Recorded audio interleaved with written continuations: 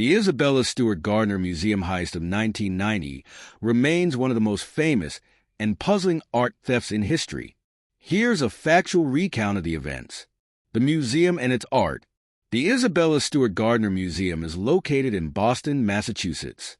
The museum, opened in 1903, houses a vast collection of art, including works by renowned artists such as Vermeer, Rembrandt, Degas, and Monet. The museum itself is a unique structure, designed in the style of a Venetian palace, with an expansive inner courtyard. At the time of the heist, the museum's collection was worth an estimated $500 million, though it would likely be worth much more today. The heist. March 18, 1990. On March 18, 1990, at around 1:24 a.m., two men dressed as police officers arrived at the Gardner Museum. They rang the front doorbell, claiming to respond to a disturbance call. The security guard on duty, Richard Abath, let them into the museum, believing they were legitimate officers. The thieves handcuffed Abath and his colleague, another security guard, and proceeded to carry out their plan. The thieves' actions. Once inside, the thieves spent about 81 minutes looting the museum. They bypassed the museum security system, which at the time consisted of alarms and video cameras, but they were able to avoid triggering any of the alarms. The thieves took 13 works of art, which included the concert by Johannes Vermeer, The Storm on the Sea of Galilee by Rembrandt, A Lady and Gentleman in Black by Rembrandt, Chez Tortoni by Edgar Degas, Landscape with an Obelisk by Govert Flinck. Additionally, they stole several other smaller pieces, including sketches and frames. They also took a bronze eagle finial from the top of a flagpole, further adding to the bizarre nature of the heist.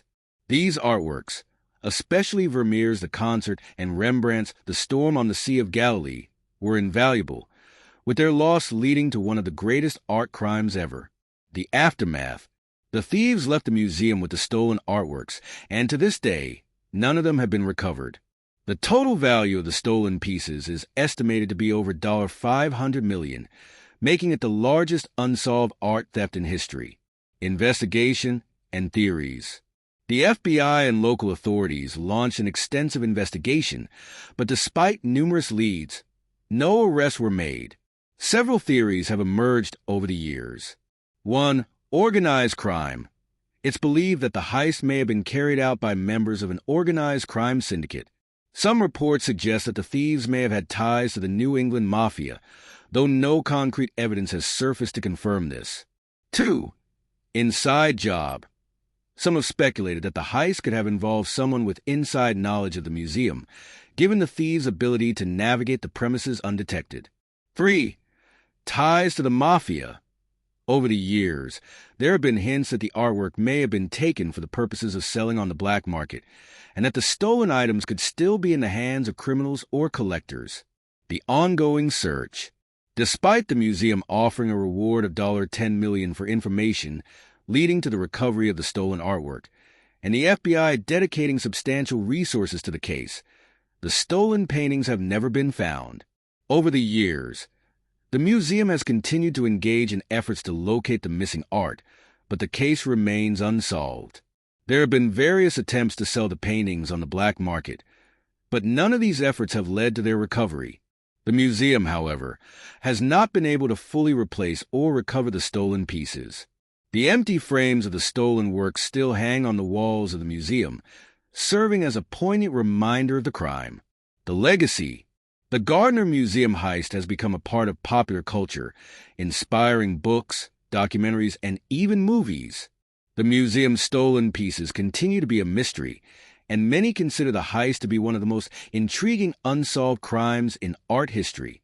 Despite the passage of time, the FBI and the museum remain committed to recovering the stolen artwork. The investigation is still open, and the art world continues to hope for a resolution to this decades-long mystery. In conclusion, the Isabella Stewart Gardner Museum heist remains a baffling and significant event in the world of art theft. The stolen pieces continue to elude authorities, and the museum's collection has been irrevocably altered by the loss of its masterpieces. The The Great Train Robbery of 1963 is one of the most infamous and daring crimes in British history. Here's a factual recount of the event. The planning of the heist. The Great Train Robbery took place on August 8, 1963, when a group of 15 robbers managed to stop a Royal Mail train, known as the Gloucester to London Mail Train, and make off with a fortune. The robbers' plan was meticulously executed, and the heist itself was carried out with military precision. The train was transporting cash and valuables, including pound 2.6 million, equivalent to approximately pound 53 million today, adjusted for inflation. The gang, who were mostly working-class criminals with experience in various forms of petty crime, had meticulously planned the robbery over several months, obtaining insider information about the train's route, schedule, and security measures. The robbery itself. The robbery took place in the early hours of the morning in the Buckinghamshire countryside, near a remote location called Ledburn, close to the village of Mentmore. 1. The setup. The criminals initially tampered with the train's signal system. They used a fake signal to stop the train, tricking the driver and his crew into thinking there was a signal issue. The train, therefore, came to a halt at the designated spot, not realizing it had fallen into a trap. 2. The attack. Once the train had stopped, the robbers, dressed in military-style clothing, swiftly boarded the train. They overpowered the crew and passengers, taking control of the train without firing a single shot. They then separated the cash from the rest of the cargo. 3. The loot. The thieves focused on the high-value mail bags, which were used to transport money and valuables. They used large, specially prepared bags to collect the cash. The total haul amounted to pound 2.6 million in banknotes, equivalent to roughly 53 million pounds today. 4. The escape. After the robbery was completed, the gang made a swift getaway. They had rented a secluded farmhouse near the scene and had prepared getaway vehicles in advance. The criminals loaded the stolen cash into several cars and trucks and drove to a nearby hideout. To avoid detection, they abandoned the vehicles and scattered, heading for various safe houses. The investigation. The robbery was discovered shortly after the train was stopped, and the authorities quickly realized the scale of the crime. Initially, there were few clues to lead investigators to the culprits. The gang had gone to great lengths to cover their tracks, including leaving no fingerprints or other direct evidence at the crime scene. However, the police investigation began to uncover critical leads.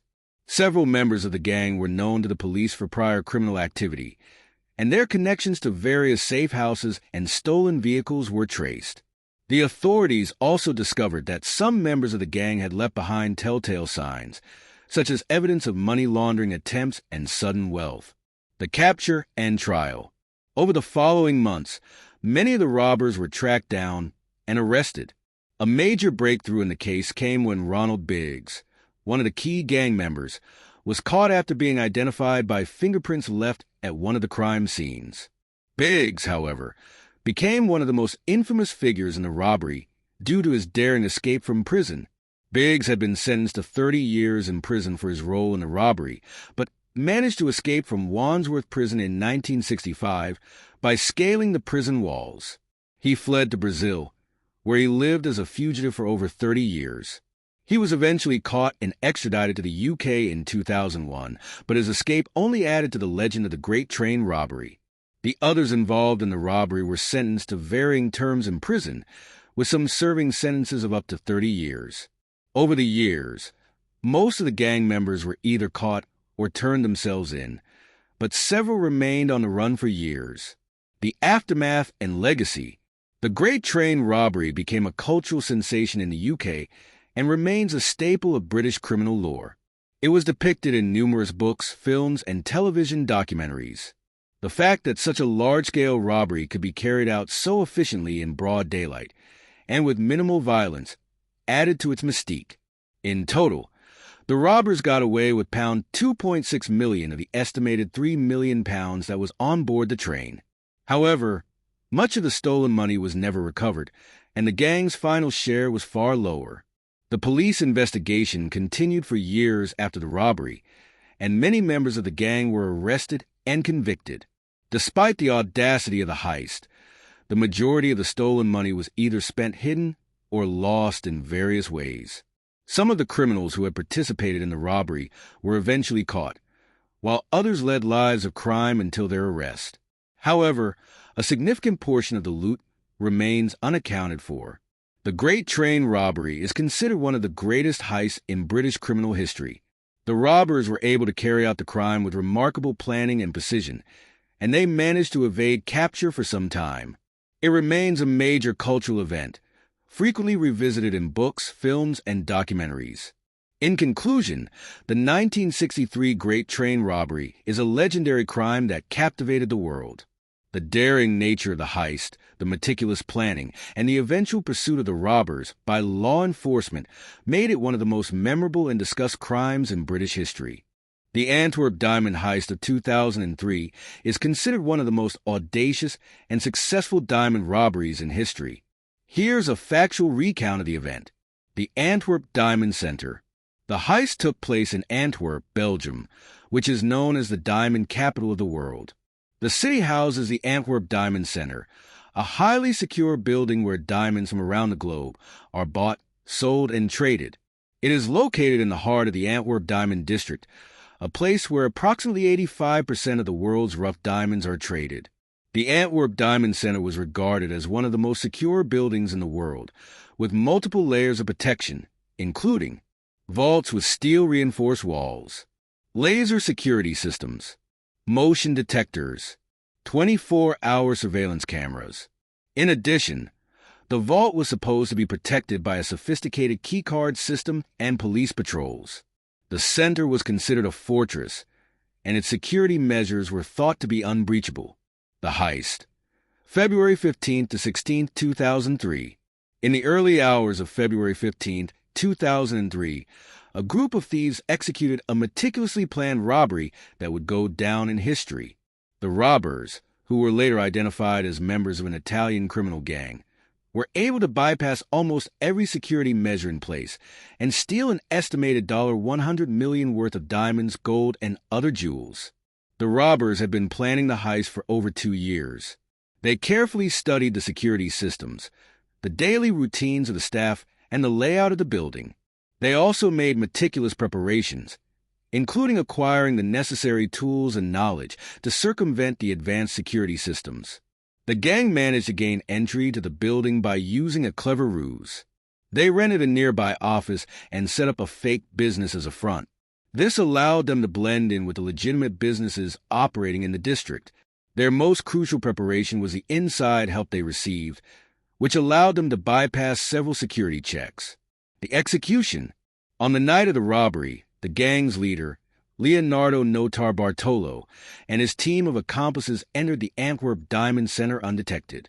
They executed their plan with precision, and within hours, they had broken into the vault and stolen diamonds, gold, and cash. The total haul was valued at approximately $100 million, making it one of the largest and most successful diamond heists in history. The robbers gained access to the vault by disabling several of the building's security systems. 1. Motion detectors. The thieves were able to bypass the motion detectors by deactivating them. 2. Security cameras. They cut the wires and disabled the cameras, preventing any footage of the robbery. 3. Key card systems. The gang had learned how to manipulate the key card access system. They also bypassed the combination lock on the vault using knowledge and tools obtained beforehand. Once inside the vault, the thieves were able to steal diamonds and jewels of varying cuts, colors, and sizes. They worked quickly and efficiently, leaving no trace of their presence behind. The discovery and investigation. The robbery went unnoticed until the morning of February 16, 2003, when staff arrived at the Antwerp Diamond Center and discovered the crime. The authorities were immediately alerted, and the police launched a massive investigation.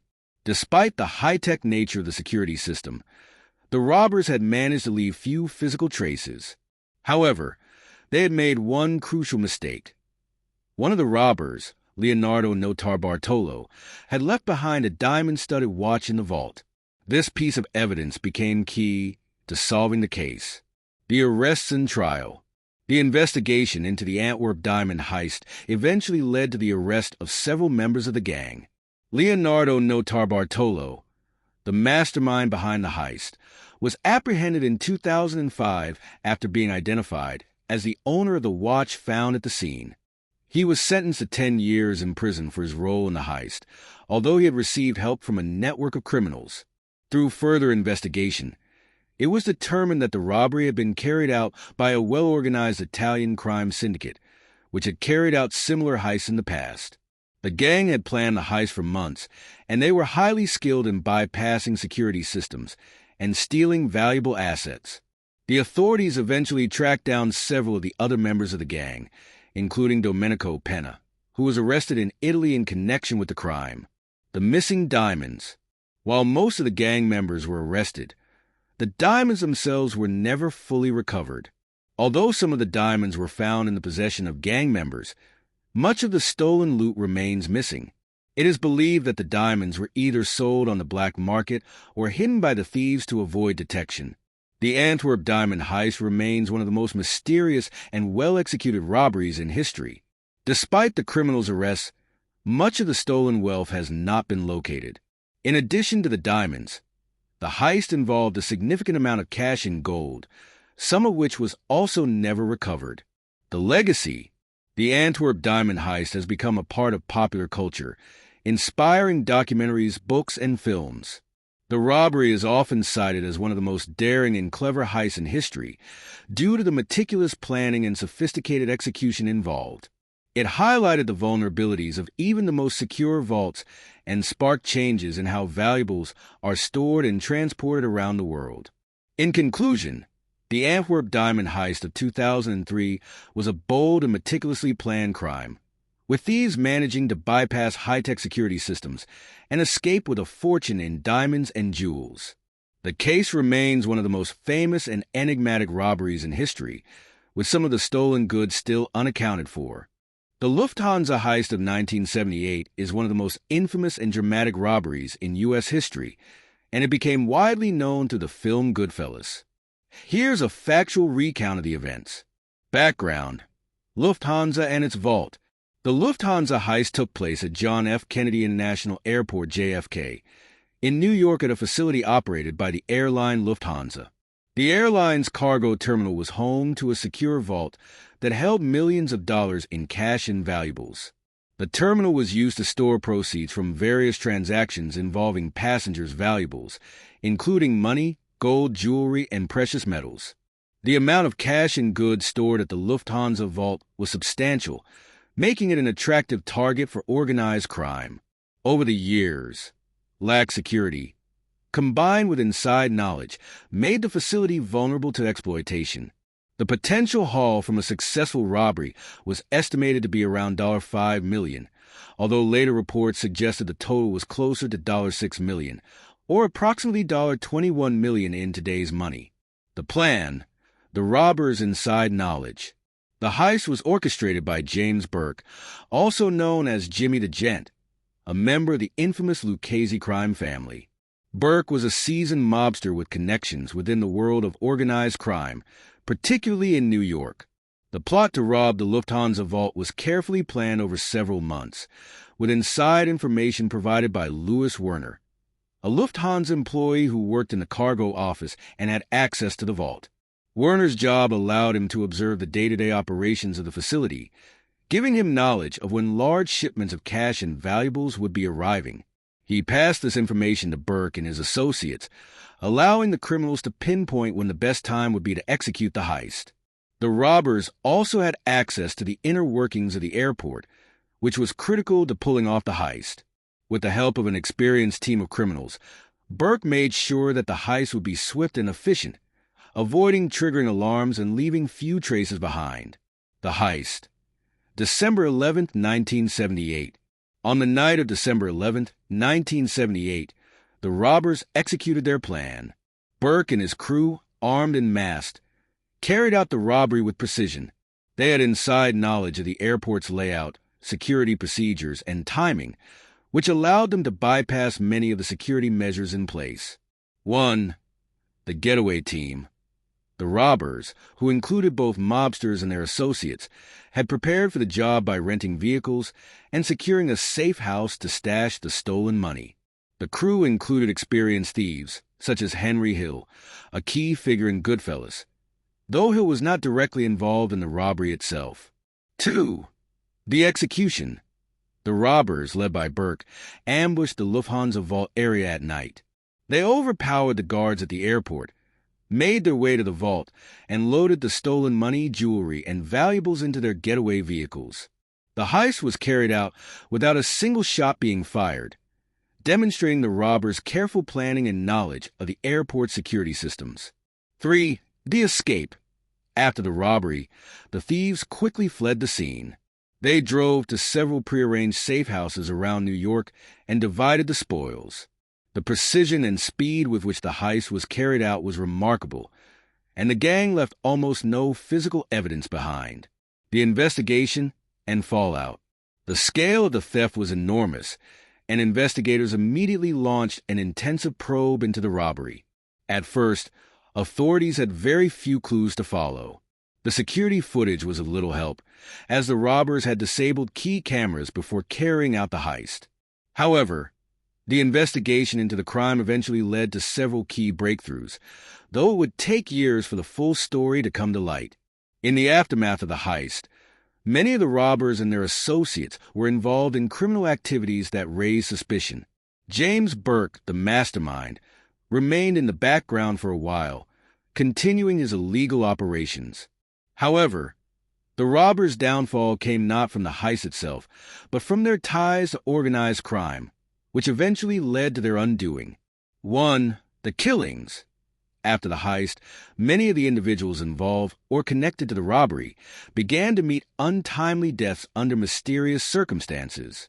Jimmy Burke, notorious for eliminating those who could potentially rat him out, ordered the killing of several accomplices to silence potential witnesses. Louis Werner, the Inside Man, was murdered in 1979. Other key figures connected to the crime were also killed over time, likely due to fears that they might testify or expose the plot. 2. The investigation. Over time, several individuals were arrested in connection with the Lufthansa heist, though Burke himself was not initially caught for the robbery. In the years following the heist, many of the robbers were either arrested for unrelated crimes or were connected to other unsolved murders. 3. Henry Hill's testimony. Henry Hill, a former associate of Burke who was depicted in Goodfellas, became a key informant after he entered witness protection in the early 1980s. His testimony helped expose the depth of the operation and provided insight into the inner workings of the heist. Hill's revelations were critical in bringing several members of the Lucchese crime family to justice. The legacy and cultural impact. The Lufthansa heist has become one of the most iconic and fascinating crimes in American history. The mystery, the planning, the aftermath, and the connection to organized crime captured the imagination of the public. The fact that the robbery was pulled off so perfectly, without bloodshed or immediate consequences, added to its allure. The crime became widely known to the movie Goodfellas, 1990, which was based on the life of Henry Hill. The film depicted key events of the Lufthansa heist and the violent fallout that followed. However, it is important to note that while the film dramatized many aspects of Hill's life, it gave a broad sense of the heist's impact on those involved.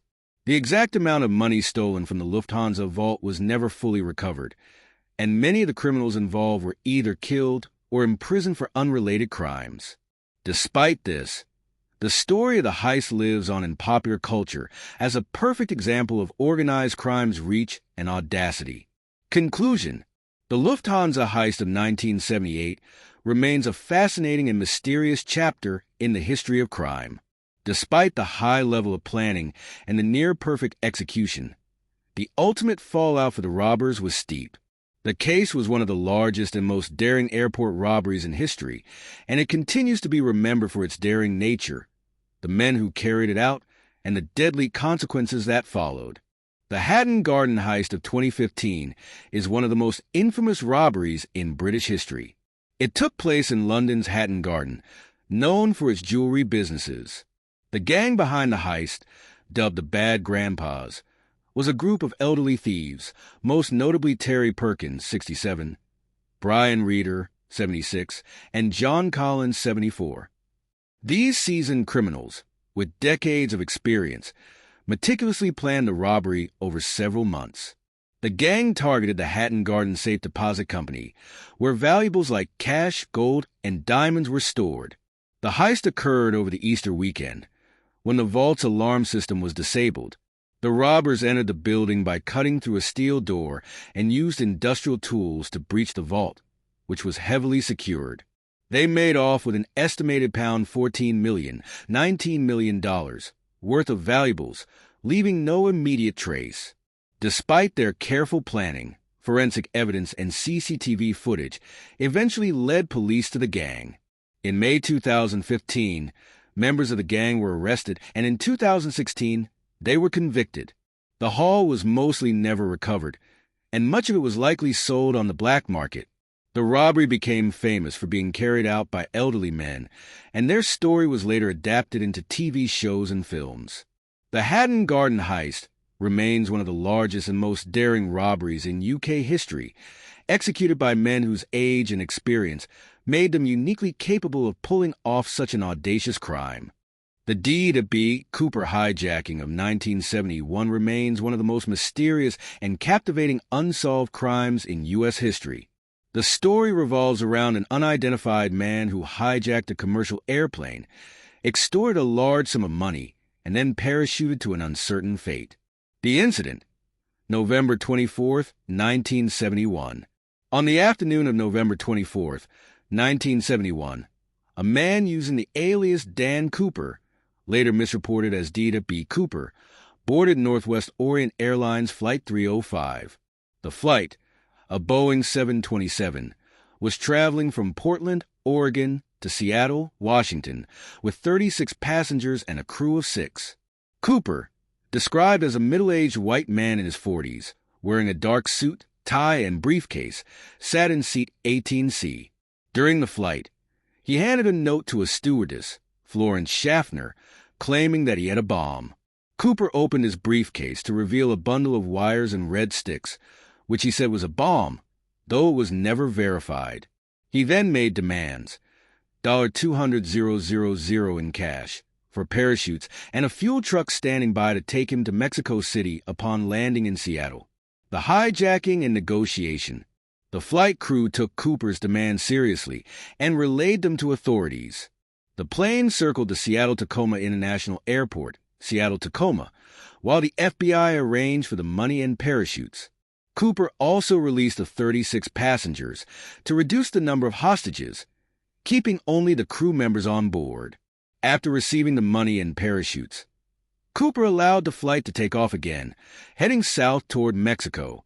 He specified that the plane fly at a low altitude of 10,000 feet and maintain a slow speed of around 200 mph, which was unusual for a commercial flight. The crew followed his instructions, while Cooper remained in the rear of the plane with the money and parachutes. The escape. Parachuting into the unknown. At some point during the flight, Cooper opened the rear stairway door of the plane and parachuted out into the night, somewhere over the rugged, wooded terrain of southern Washington. The plane was flying in heavy rain and wind, making the escape even more perilous.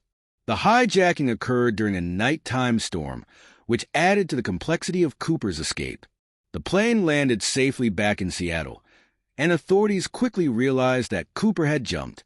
A massive search was launched over the area where Cooper had likely landed, but no trace of him was found. Despite an extensive investigation, no concrete evidence has ever been discovered to confirm Cooper's identity or fate. The investigation and theories. The FBI launched one of the largest manhunts in U.S. history, following over 800 suspects over the years. But Cooper's identity was never definitively established. The investigation included interviews with passengers, flight crew, and possible witnesses, but they could not agree on a detailed description. Several theories emerged over time about what happened to Cooper after his jump. 1. He survived and escaped. Some believe Cooper survived the jump and made his way to safety, possibly hiding in the dense forests of Washington. However, this would have been difficult given the harsh weather and the remote location. 2. He died in the jump. Others think Cooper may have died during the parachute jump due to the harsh conditions, including the possibility of a failed parachute landing or an inability to navigate properly. 3. The money found. In 1980, a breakthrough of sorts came when $5,800 of the ransom money was found buried along the Columbia River by an 8-year-old boy. The bills were in relatively good condition, and it was confirmed that they were part of the money given to Cooper. However, this discovery didn't provide any new information about Cooper's fate, and no further traces of him or the remaining money have been found. Theories and suspects. Over the years, various suspects have been proposed, but none have been definitively linked to the crime. Among the most discussed theories was the possibility that Cooper was an experienced skydiver or military veteran due to the precision of his jump and the knowledge required to plan such a complex heist. Some notable suspects include Richard McCoy, Jr., a skydiver and fugitive who was convicted of a similar hijacking in 1972. Kenneth Christensen, a former Northwest Orient employee whose background in aviation and parachuting made him a popular suspect.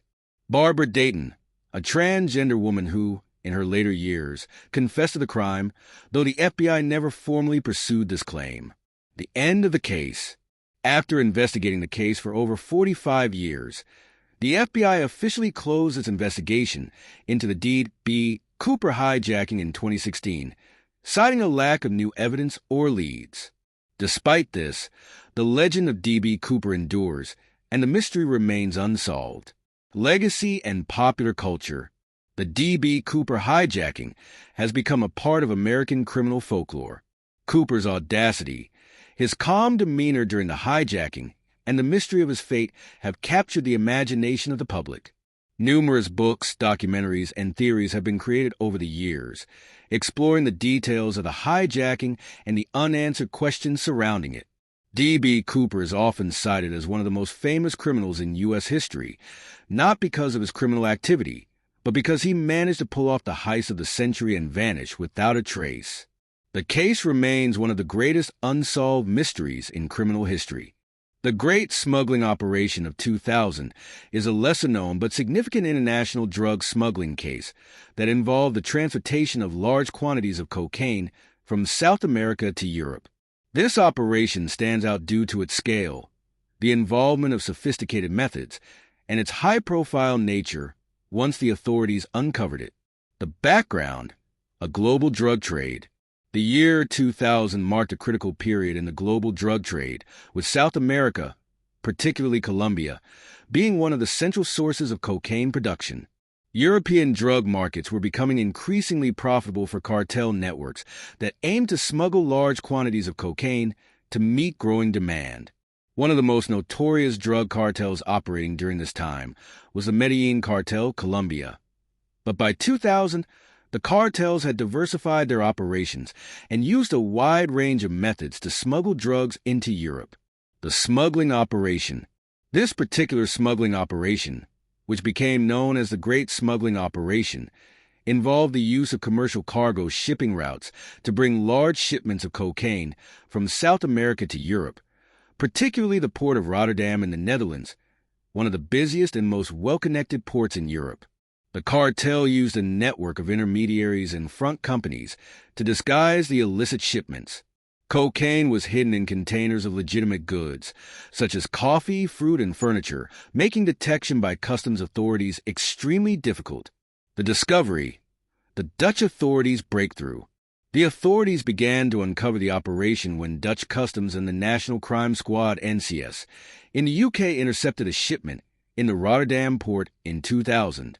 This was a result of months of intelligence gathering, monitoring shipping routes, and tracking suspicious activities linked to South American drug cartels. During a routine inspection, customs officers found several tons of cocaine hidden within legitimate goods. The shipment was set to go to various destinations, including warehouses in the United Kingdom and Germany. The scope and methods of the operation. The operation was highly sophisticated, The cartel used advanced techniques, including false shipping documentation, to make the cocaine appear legitimate. The drug shipment itself was camouflaged by expert smugglers who knew how to bypass scanning systems and physical inspections. In many cases, the cocaine was hidden inside large containerized cargo in ways that even X-ray machines could not detect. The sheer volume of drugs being moved in a single operation shocked authorities. This was not an isolated incident, but rather a well-organized, ongoing series of smuggling attempts aimed at flooding the European market with cocaine. The arrests and aftermath. Once the authorities uncovered the operation, a massive investigation was launched. Several individuals involved in the logistics of smuggling and the organization of the shipments were arrested, but many of the cartel's leaders remained elusive. The operation revealed just how sophisticated and far-reaching global drug trafficking networks had become, with cooperation between criminals, corrupt officials, and legitimate businesses. The cocaine seized during the operation was valued at hundreds of millions of dollars on the black market. The discovery of the great smuggling operation sent shockwaves through both the European and South American drug trade. Authorities realized that the smuggling routes between South America and Europe were more complex and resilient than previously thought, and law enforcement would need to strengthen their cross-border cooperation to tackle this problem. The legacy. The great smuggling operation of 2000 highlighted the growing role of containerized shipping in global drug trafficking. The seizure led to a broader crackdown on drug smuggling operations through European ports and led to greater scrutiny of shipping containers and cargo shipments. The operation was also a reminder of how the drug trade had evolved with new technology and methods. As drug cartels adapted to law enforcement measures, authorities were forced to adopt even more advanced techniques to keep pace, such as advanced scanning equipment, drug-sniffing dogs, and increased international collaboration. Although not as well known as some other high-profile drug busts, the great smuggling operation of 2000 remains one of the largest and most sophisticated drug smuggling operations uncovered in Europe at the time, representing a pivotal moment in the ongoing fight against the global drug trade. The Banco Central burglary in 2005 is one of the most notorious heists in Brazilian history. It involved the theft of an estimated $160 million, around $70 million, from the Banco Central branch in Fortaleza, the capital of the Brazilian state of Ceará. What made this heist extraordinary was the planning, execution, and the sheer audacity of the criminals involved. The planning. The robbery was meticulously planned over several months by a group of well-organized criminals, most of whom had backgrounds in construction and mining, which played a crucial role in the heist. The group, which included around 25 members, carefully studied the layout of the bank and its security systems. They knew that the Banco Central branch in Fortaleza had a highly secure vault, and that accessing the money would require an incredible amount of time and precision. The mastermind behind the operation was Antonio Josephine Alves dos Reis, who had been involved in prior criminal activities and had ties to organized crime. However, the success of the robbery would come down to the meticulous nature of the group's planning and their use of professional methods to execute the heist. The tunnel, a daring entry. The criminals' primary method of entry was through an elaborate underground tunnel. They rented a property near the bank and began digging a tunnel that led directly into the bank's vault. The tunnel took 3 months to dig, and it was done with incredible precision, using shovels and pickaxes, as well as a hydraulic jackhammer to ensure progress. The work was carried out at night to avoid detection, and the group took care to cover up their activities during the day. The criminals dug through several meters of dirt and rock, ensuring that the tunnel was large enough for them to crawl through. At the same time, they were able to keep the operation secret, as there was no external evidence of any tunneling activity. The heist. August 6, 2005. On the night of August 6, 2005, the criminals were ready. The tunnel they had constructed connected directly to the vault inside the Banco Central branch. They entered the bank undetected, and once inside, they used heavy machinery to break open the vault. The group worked for hours, removing bags of cash from the vault. They had detailed knowledge of the vault's contents, which allowed them to efficiently loot the cash without triggering any alarms. The heist was carried out during the weekend when the bank was closed, meaning there were no customers inside and minimal staff. This timing worked in their favor, allowing the criminals to take their time and leave without raising suspicion. By the time the heist was over, the criminals had stolen $160 million, about $70 million in Brazilian real. They used trucks to transport the cash, and the entire operation was so well organized that the criminals made their escape without leaving behind any immediate evidence or witnesses. The escape and investigation. The criminals executed their escape flawlessly, leaving behind no obvious clues.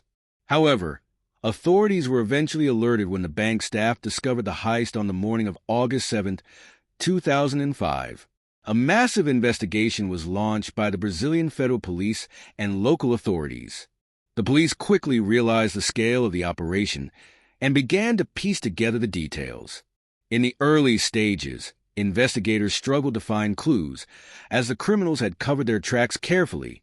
They initially believed that the heist was the work of highly skilled professionals, as it appeared that the robbers had inside knowledge of the bank's security and operations.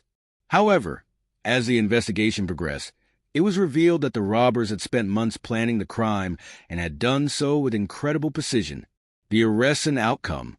After months of investigation, police began to track down members of the gang. In 2006, several suspects were arrested, including the mastermind Antonio Josephine Alves dos Reis. Many of the criminals involved were former miners, construction workers, and even bank employees who had knowledge of the vault security. The authorities recovered some of the stolen money, but much of it had already been laundered or hidden by the criminals. The police were able to arrest and charge numerous members of the gang, but a significant portion of the stolen cash was never recovered. The investigation uncovered that the group had been highly organized, using fake documents and employing disguises to avoid detection. They had successfully laundered large amounts of the stolen money through various channels, including money laundering operations and the use of false businesses to convert the cash into legitimate assets. The aftermath and legacy. The Banco Central burglary of 2005 shocked Brazil and drew international attention due to its audacity and the sheer scale of the operation. It became one of the largest bank heists in history, ranking among the biggest in Latin America. The robbery was later depicted in documentaries and books, showcasing the ingenuity of the criminals and the failure of the bank security system. The crime led to a review of security protocols at banks throughout Brazil, particularly in relation to the design and protection of vaults and underground access. Authorities tightened regulations on banking security, and the federal police ramped up efforts to track and dismantle organized crime networks involved in similar operations. The Banco Central burglary became a symbol of the evolving nature of organized crime and the increasing use of sophisticated methods to bypass security measures. Despite the arrests and the eventual convictions of several criminals involved, much of the stolen money was never recovered, and the heist remains one of the most audacious robberies in modern history. The Seline Dion jewelry theft in 2000 was a high-profile heist that targeted the famous singer's luxurious jewelry collection. The robbery occurred in Montreal, Canada, and involved the theft of an extremely valuable set of jewelry while the singer was on tour. The crime gained significant media attention, partly due to Celine Dion's fame and the audacity of the criminals involved. The theft. In 2000, Celine Dion, known for her powerful vocals and global success, was living in a mansion in Montreal with her husband, Renee Angel, and their family. At the time, she was also preparing for her world tour, which included a stop in Las Vegas. Dion's wealth and celebrity status made her a prime target for thieves, and in a daring move, a group of burglars decided to rob her mansion while she was away. The criminals, who were likely experienced in high-end thefts, targeted Celine Dion's extensive jewelry collection, which was known to include expensive diamonds, gold, and other precious stones. The jewelry was stored in a safe inside her mansion. The burglars carefully planned the robbery, taking note of Dion's schedule and the mansion's security systems. The break-in took place when Dion and her family were out of town, leaving the mansion unoccupied. The thieves managed to break into the house undetected, bypassing the security systems. They then proceeded to the room where the jewelry was kept, where they successfully cracked open the safe and made off with a large quantity of jewelry. The robbers and their methods. The exact identities of the criminals involved remain unclear, as the case was shrouded in mystery. However, it was believed that the burglars were part of an organized group specializing in high-value thefts. The heist was carried out with a high degree of precision, suggesting that the thieves had prior knowledge of the mansion's layout and security features. Reports indicated that the thieves were able to access the jewelry without triggering any alarms, leaving the authorities with few immediate leads. They carefully selected specific items from the collection, including diamond rings, necklaces, bracelets, and watches, all of which were worth millions of dollars. The entire operation was executed so smoothly that it took authorities some time to realize that a theft had even occurred. The investigation and outcome. After the jewelry was stolen, Celine Dion's team and law enforcement immediately began an investigation into the crime. The Montreal police were involved in the case, and they soon determined that this was not a random break-in but a well-orchestrated heist. The authorities worked closely with private investigators and forensic experts to piece together clues. The criminals had left little physical evidence behind, and security footage from the mansion's cameras was not immediately helpful. However, police began to track down potential suspects and identified individuals with a history of similar high-profile thefts. Despite the intense investigation, the stolen jewelry remained unrecovered for several years. The case became increasingly difficult to solve as leads went cold. The police believed that the thieves had either sold the jewelry on the black market or hidden it in a location known only to them. However, in 2002, the case took a surprising turn. A man named Jean-Marc Coty, a known jewelry thief who had previously been arrested for unrelated crimes, was linked to the robbery. Coty was caught trying to sell a diamond ring from the stolen collection, which led investigators to reopen the case. While Coty denied being involved in the heist, the police were able to link him to the stolen items through forensic evidence and witness testimony. The legacy and impact. While much of the stolen jewelry was never recovered, the Celine Dion jewelry theft left a lasting impact on the way high-profile individuals secure their valuables. In the aftermath of the robbery, Dion and other celebrities took extra precautions to protect their homes and personal property. Many high-profile figures increased their reliance on private security firms, advanced alarm systems, and undercover investigators to prevent similar thefts. For Dion, the theft was a shocking violation of her personal life, but she and her family eventually moved on. The jewelry theft remains one of the most talked-about celebrity heists, highlighting the vulnerability of even the wealthiest and most famous individuals to criminal activity. Though some of the criminals involved were arrested, much of the stolen jewelry was never recovered, and the robbery is still considered an unsolved crime in many respects. Despite the loss, Celine Dion continued to achieve great success in her career, and the theft became just another chapter in her storied life. The robbery also served as a cautionary tale about the lengths to which criminals will go to target the rich and famous, and the sophisticated methods they use to execute high-profile heists.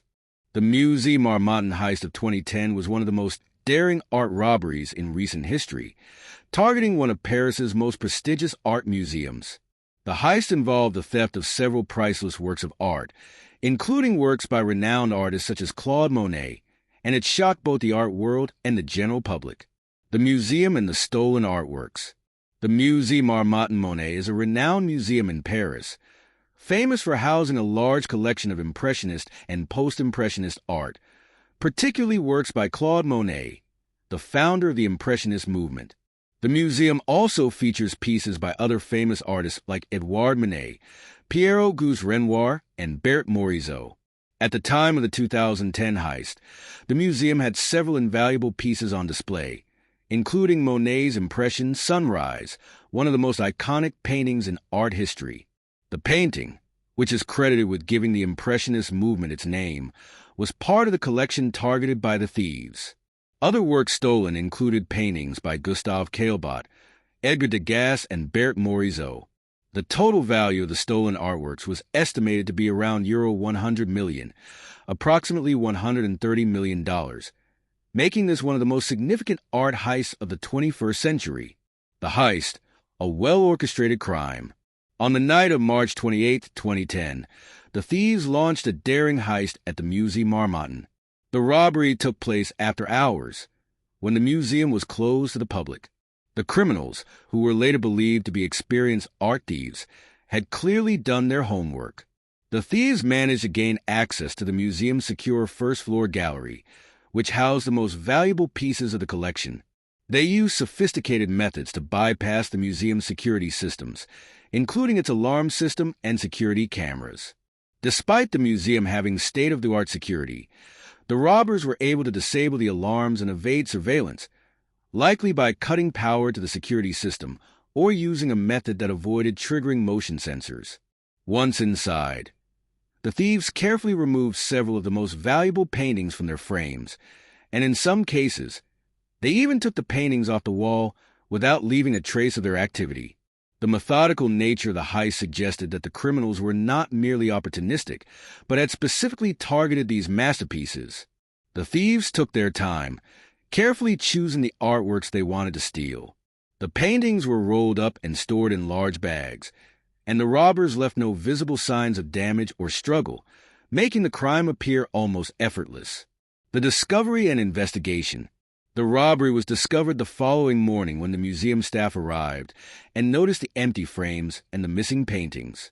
Shocked and confused, they immediately alerted the authorities, and the French police launched an investigation into the theft. Initial suspicions were that the crime was the work of an experienced criminal gang that specialized in art theft. The police noted that the thieves had not left any fingerprints or other physical evidence, and they had been able to bypass the museum's security system without leaving a trace. This indicated that the perpetrators were not amateurs, but highly skilled criminals. In the aftermath of the heist, the French police worked closely with international law enforcement agencies, including Interpol and the FBI, to track down the stolen artworks and identify the culprits. Investigators also looked into the possibility that the thieves might have sold the paintings to underground art dealers or black market collectors. The arrests and recovery. Despite the complex nature of the crime, the investigation began to yield results.